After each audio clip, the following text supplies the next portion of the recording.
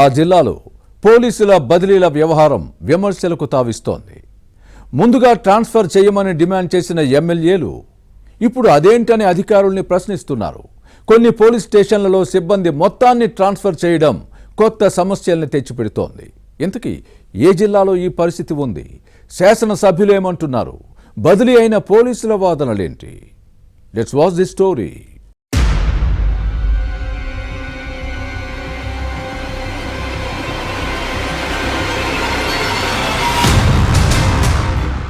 ఏపీలో పోలీసులు బదిలీలు జరిగాయి.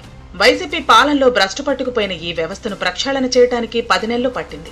ఫ్యాన్ పార్టీ పాలనలో పోలీసులు, అప్పటి ఎమ్మెల్యేలు, ఆ పార్టీ కీలక నేతలు చెప్పినట్టు చేసేవారు. టీడీపీ క్యాడర్ను వేధింపులకు గురి చేసేవారు.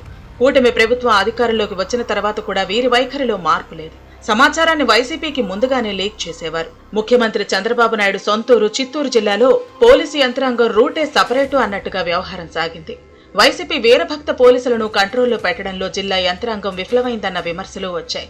ఈ వ్యవహారాన్ని ఉన్నతాధికారులతో పాటు ప్రభుత్వం దృష్టికి తీసుకువెళ్లినా ప్రయోజనం లేదు. వైసీపీకి అనుకూలంగా వ్యవహరిస్తున్న వారిని బదిలీ చేయాలని నెత్తి నోరు మొత్తుకున్నా ఫలితం లేదు. ఈ క్రమంలోనే పుంగనూరులో టీడీపీ కార్యకర్త రామకృష్ణ దారుణ హత్య జరిగింది. మాజీ వాలంటీర్ వెంకటరమణ ఈ కేసులో నిందితుడు.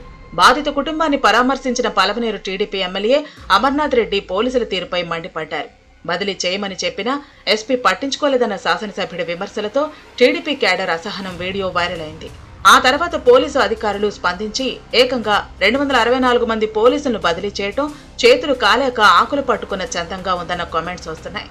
ఇక ఒక్కొక్కరిని ఒక్కో మూలకు పంపటం విమర్శలకు తావిస్తోంది. ఇది ప్రభుత్వంపై వ్యతిరేకతను పెంచే విధంగా ఉందంటున్నారు కొందరు కూటమి ఎమ్మెల్యేలు.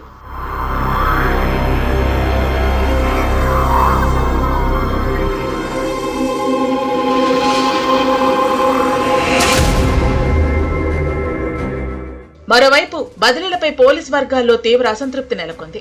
గతంలో అనుసరించిన పద్ధతులను పాటించలేదన్న విమర్శలు ఉన్నాయి. ప్రభుత్వం జారీ చేసిన మార్గదర్శకాలు అమలు కాలేదన్న ఆగ్రహవేశాలు వ్యక్తమవుతున్నాయి. బదిలీల విషయాన్ని ముందుగానే ప్రకటించి జిల్లా కేంద్రంలో కౌన్సిలింగ్ నిర్వహిస్తారు. పనిచేసే మండలం కాకుండా వేరే ప్రాంతంలో ఆప్షన్ ఇవ్వాలి. అలా అని సొంత మండలం ఎంచుకునే అవకాశం లేదు. ఇచ్చిన ప్రాధాన్యతను పరిశీలించి ట్రాన్స్ఫర్ చేయాలి.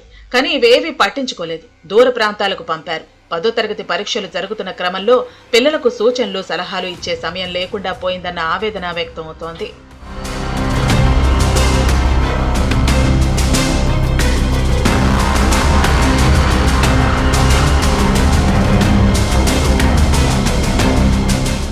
ఇక రిటైర్మెంట్ కు దగ్గరలో ఉన్నవారు ఆరోగ్య సమస్యలు ఎదుర్కొంటున్నారు. ఈ విషయాన్ని కూడా పరిగణలోకి తీసుకోలేదు. పొంగనూరు, సోమల, సదుం, కల్లూరు వంటి స్టేషన్ల సిబ్బందిని పూర్తిగా బదిలీ చేసి మొత్తం కొత్త వారిని నియమించారు. ఇలాంటి వారికి ఆయా ప్రాంతాల్లో ఉన్న సమస్యలపై అవగాహన లేకపోవడంతో ఇబ్బందులు ఎదురవుతున్నాయి.